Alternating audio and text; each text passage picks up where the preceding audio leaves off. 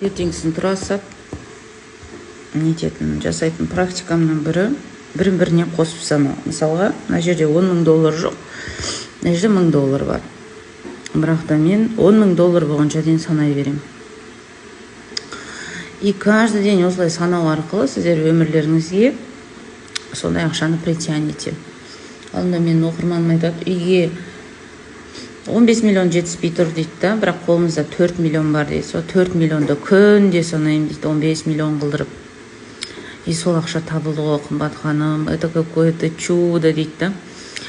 Это притяжение, закон притяжения, қыздар. Притягивайте в свою жизнь то, чего вы хотите.